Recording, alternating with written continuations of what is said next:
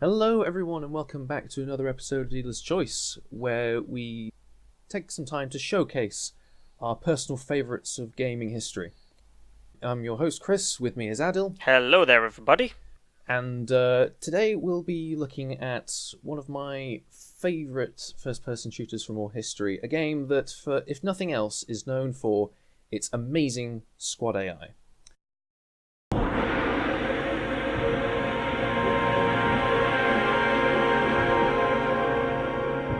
Yes, indeed, it is the amazing Star Wars Republic Commando. Oh, yes. One of those I was properly looking for. Now, I only actually got, reintroduced to Star Wars Republic Commando very recently. And just playing through it again, it's, even for a game of its time, it still feels so atmospheric. Yes, I got it probably not long after it came out. Back on the days of original Xbox. Oh wow! And yeah, I've had it for that long, and I've played it for that long. Absolutely no regrets whatsoever. Although, granted, this does take you back, playing the Star Wars games that were just awesomely badass, I suppose. Battlefront springs to mind, or at least the old version of Battlefront. Yes, we don't talk about the new one. What new one? I don't know what you're talking about. Well, I have no idea. Yeah. Anyway.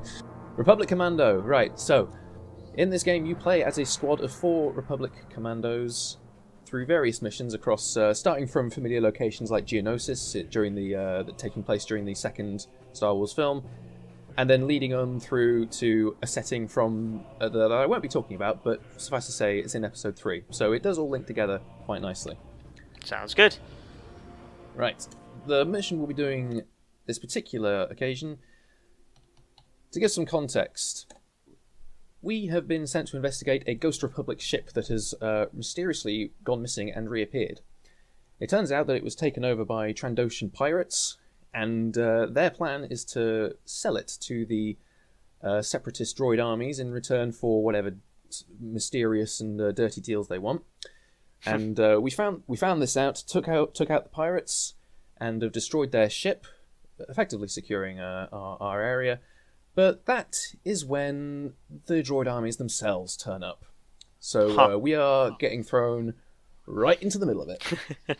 Of course. So, with Republic Commando, obviously its main unique selling point was the fact that you were playing essentially the best of the Republic clone troopers. That's correct. Indeed. And leading a squad, which I believe was called Delta Squad? Delta Squad, that is it, yep. Yes. 4-man squad, yes, me as the leader. And then our 3 squad members, we have Scorch, our explosive guy. We have Fixer, who's our techno-hacky guy. And then we have Sev, who is basically a psychopath with a sniper rifle. That pretty much sums up all the archetypes, I think. Yeah, it does. Surprisingly well. Yeah. And of course, you play as the lone and stoic boss. Like, literally, that is his name, boss. That is my nickname, yeah. And nice thing to note that my character is voiced by the same guy who voices Jango Fett in Attack of the Clones. Oh, so awesome. It's a nice little bit of continuity there. Yeah, it's a really good touch that they managed to get. I think his name is Tamura Morrison. Yeah, that's it. Yeah. They managed to get him for this as well. I mean, he's been essentially playing multiple characters in the Star Wars universe now for almost decades now. Yeah, he's made a nice buck off being a clone. Well, I don't know how much. Is he from New Zealand or is it Australia? New Zealand, I think it is. So I believe it's New Zealand. Yeah. Yeah. So everyone get the currency converters. Let's see how much he made.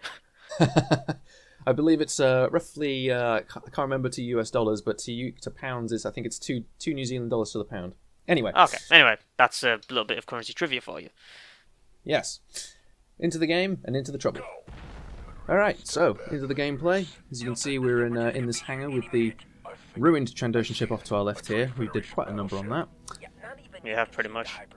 But as you're going to see, in a few seconds, we are going to stop being alone in this bit of space. Ooh, yeah, I can see how that might be a little bit of a problem, but I gotta say first, Chris, Trandoshans, more like Trash Doshans.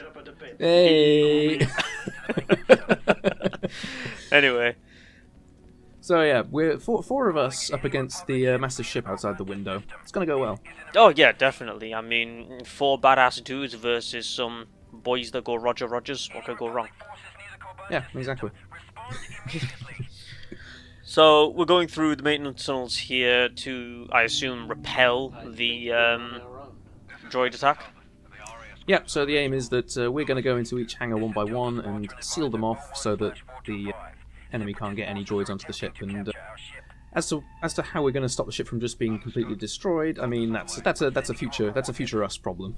Yeah, effectively. So I got to say, I mean, obviously in this current bit here, there isn't really much that we can show in terms of the AI, but the AI in this game was like really lauded for being, well, effectively really good, wasn't it? Yeah, essentially, like I think the main point in its favour was the fact that no matter where you place them, like as you'll see right now, I'm ordering them around to various positions around the room. Yeah. Because you can have like grenadier positions, anti-armor positions, sniper positions, all that kind of thing. And the nice thing about the AI was that no matter who was there, they were very efficient people. Like in games like Halo and Call of Duty, the AI characters that you have with you are either really ineffective or only useful as meat shields. Or they are really, really depressed, as was Kat whenever you put her in the driving seat of a warthog. Oh, we remember those days. Yeah, don't bring that back. It brings back bad memories of legendary only runs. Anyway, so yeah, you're on about the AI. Yeah, so as you'll be seeing during the next phase of the combat, and they are all very effective at what they do. Their aim is impeccable. They will throw grenades at exactly the right places you need them to. So it looks quite nicely. Oh, nice bit of fireworks coming up here in a second. Oh, how convenient that these explosive barrels are placed right by where they would place this droid dispenser. It's what I like about the devs to this game. They leave in all those like little extra things that can help you out, or you can just choose to just fight them all with your bare hands and with your bullets. Yeah. Well, I mean, I think the devs put it in there. It was like they knew the players is gonna realize that this is gonna be super obvious, but we'll just put it in anyway. Yeah. We'll cut them a break. But yeah, with the AI as well, you were mentioning that within the environment there are those hard points where the AI will go to those places for specific maneuvers, like setting up sniper positions and anti-armor, etc. But you can also make them do objectives for you as well, can't you? Yeah, like right now, this bomb I'm putting on this pylon that will cut off the hangar, I could be using the squad to do this myself. Yeah. I'm just choosing it to do it because they are way better than me in terms of aim, so I might as well just use them to shoot everything. Exactly. So do you think there's a challenge that some people have done where they've gone through this entire game without firing a bullet, except for the first bit, of course, on Geonosius, where you need to actually link up with the squad? It wouldn't surprise me if people have done that, and probably as soon as we're done here, I'm going to be looking for a video of that. Well, you know, if it hasn't been found by furious Google searching, then you know it's unique. Exactly. Oh. As you see, that bomb I just blew up, it destroyed the force field, so now this hangar is sealed off, but we're still going to have to deal with all the leftover enemies that have managed to get in here already. Yeah, that's quite a lot of super battle droids there as well. You're just knifing the thing. Well, I'll tell you right now, it is a legitimate, semi-legitimate strategy, I suppose. That said, explosives also work. Yep, definitely. But yeah, I think you actually like managed to expose the armor plate there by just using the knife on it. Well, a nice strategy that I found was you'll see us all lobbing EMP grenades at various points because, you know, obviously the best thing against droids is EMP stuff. Yep. And if you manage to time it right, you can use the duration of the EMP to completely stab a super battle droid all to bits. Oh wow! Oh, and not in that scenario. Yeah, but, you kind of got wrecked there a little bit. Now this system like reminds me of some of the games as well, but there's only been like I think one other game that I know that has done this in recent memory, where you can call your teammates over to revive you. Yep. Yeah, Halo 5, right? Yeah, that's green. Yeah, it's a very nice system because it means you don't just automatically lose from death, unless of course your whole squad is down. But it also motivates you to sort your own squad out. Like if your entire squad goes down, then you're essentially toast as well. I think I remember there was this one point on Geonosius where there was a sort of like long bridge or whatever, and there were just a lot of Geonosians that were flying around, the ones with the stabby stabs. Yeah. and you're right by a Bacta station, but they would always keep going down before they could reach to the Bacta station. Yes, actually, yeah, I remember the bit you're thinking. Yeah. If you get once you get swarmed by Geonosians, oh god, it's so annoying. Yeah, I don't think there was a limit over how many could spawn either. I think it was dependent on how far up you moved. Yeah, essentially, yeah. Progress was the marker for that. Yeah. Yeah, not amount killed. No. Yeah, it did feel like an unending horde at times. Yeah, so I mean, I didn't know Geonosian cloning was like really effective. They thought of it before the Republic did. Clearly, they just didn't use it as well. Oh yeah, absolutely. So I noticed that you were just throwing anti-armor grenades at the droid dispenser. Does that actually work, or do you have to like actually physically set an explosive on it? Well, the thing is, setting an explosive on it, it will essentially be a one-hit kill, for want of a better word, for the dispenser. Yeah. But if you spend enough time just lobbing any destructive ordnance you have up against the dispenser, it does actually destroy it in the end. But it does take a very long time. Yeah, that I figured. But at least it's nice to know that it doesn't just have some like sort of magic immortality to specific things. I mean, obviously, I imagine that there will be some enemies that would be like that for obvious reasons, if it's like a massive spider tank or something. Yeah. I mean, it is one of those things where, like, the devs. It's nice of the devs to give you a few different options for dealing with the various threats you have against you. But obviously, throughout the rest of the game, there are very few scenarios where you'll have enough time. Yeah. And enough, I don't know, firepower, I guess, to destroy a dispenser without setting a bomb on it. We were talking about AI before. You briefly mentioned that in other AIs in games weren't really that good, but it was also because in this, the AI actually, could aim and actually be a posable threat to the enemy. Yes. Whereas in other games, they're literally scenery where it looks like that they're shooting the enemy, but they're not really, and they're not being targeted, or they are there for literal meat shields. Yeah, or exposition, I suppose that's another way. Yeah. Now see right there, you saw Fixer shoot that guy before we barely even saw him. Yeah, definitely. It's just so you're just playing around with this corpse. Well, I tried this for a little while. It does work eventually, but that bloody grenade refuel thing is in the way. Hang on, here we go. Oh, that's great. I don't know why I never even noticed that when I was playing it. Well, the funny thing is as well is that while you're actually fighting them and while they're still alive, if you do manage to stab them in the tank while they're still alive, the same thing will happen. They will explode. The tank will explode, and they'll just rocket into the ceiling and die. Oh my god, that's great! If only you could use them as like an actual projectile. Oh, that would be brilliant. Yeah. Something I noticed as well was that you can also set your teammates. That droid. You can set your teammates that aren't necessarily specialized in that forte into that position. Is that correct? Yes. So yeah, Seb's our sniper, and oh no, wait, hang on, he is sniping in this moment, so he's not a good example. Right. But yeah, despite being primarily a sniper, he'll be just as effective in an anti-armor position as well. Yeah. That's really cool as well. That sorry to interrupt you there. Hang on, wait, what are you doing here? Is that a speeder? Yeah, speeder bike, as seen in multiple, particularly I guess on Endor, the well-known speeder bike used by you'll see in a second. Yeah, I'm just sort of playing around with it, just wanting to take it out for a test drive, Meanwhile, Scorch is up there fixing that bomb to the pylon, and yeah, the speeder bike's doing it. Oh no, wait, there it goes. Oh, this wouldn't be Republic Commando if there wasn't any combat pragmatism. Again, one of those little things that the devs leave behind. Yeah, definitely.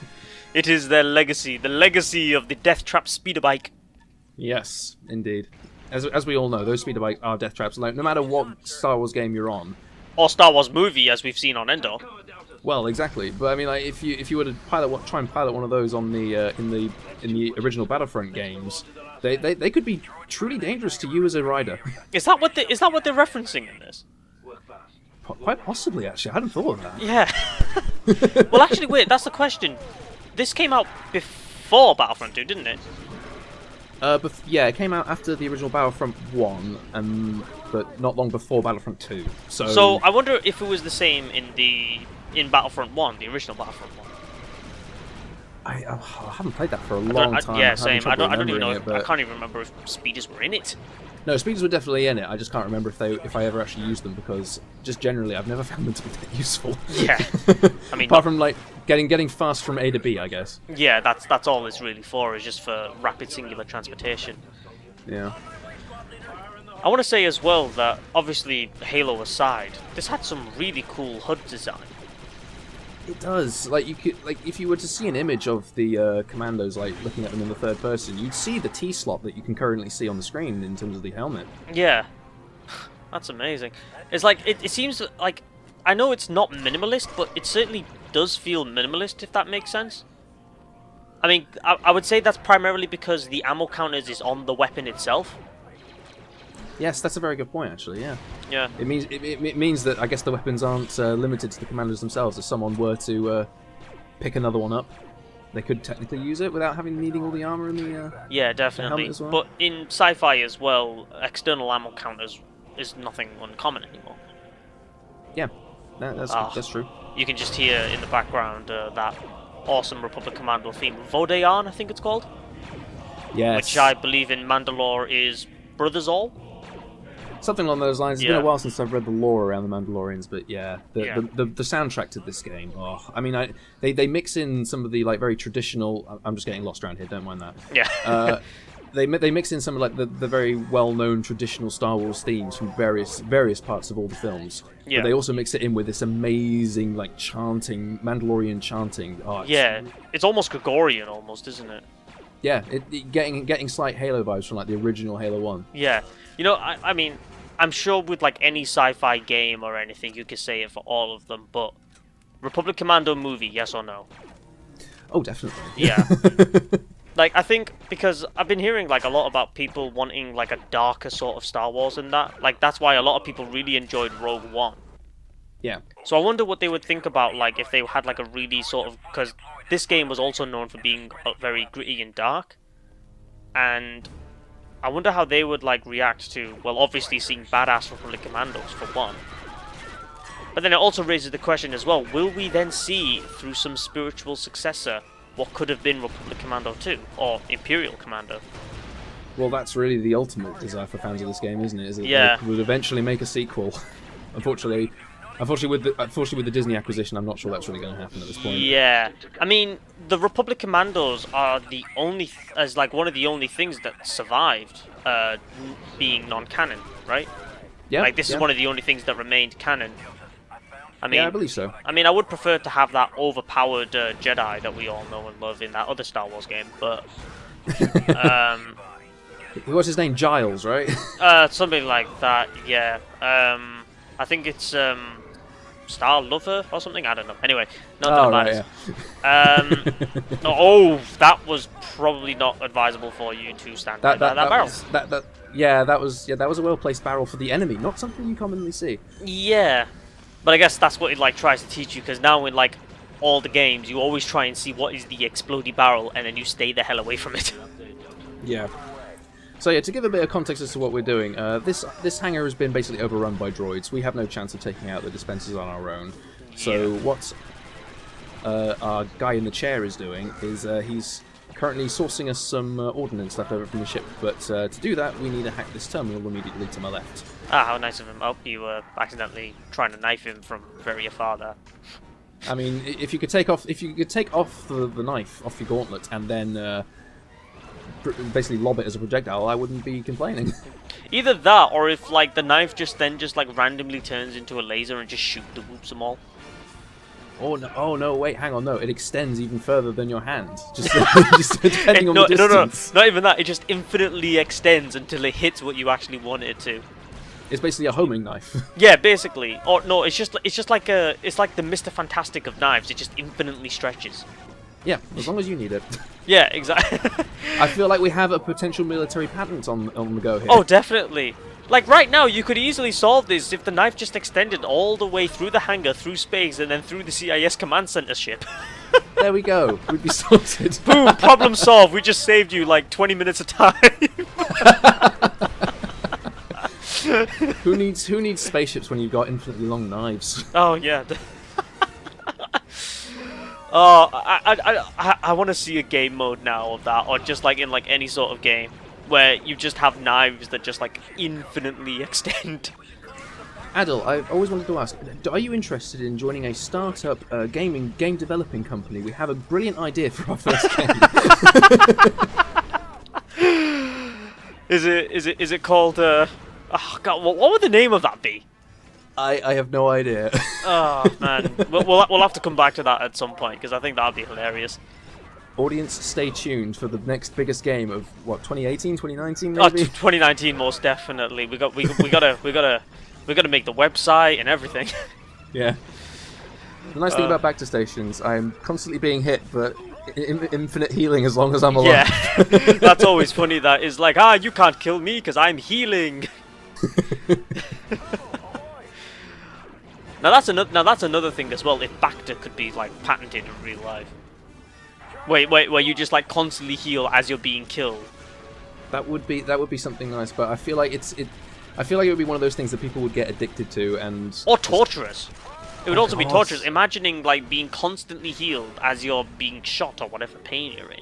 I have actually read stories where the authors have come up with that as a method of torture, so that's Jeez. I think that's already been thought of, I think. I think they did that in Batman at one point, where the Joker repeatedly killed Batman and threw him into a Lazarus pit.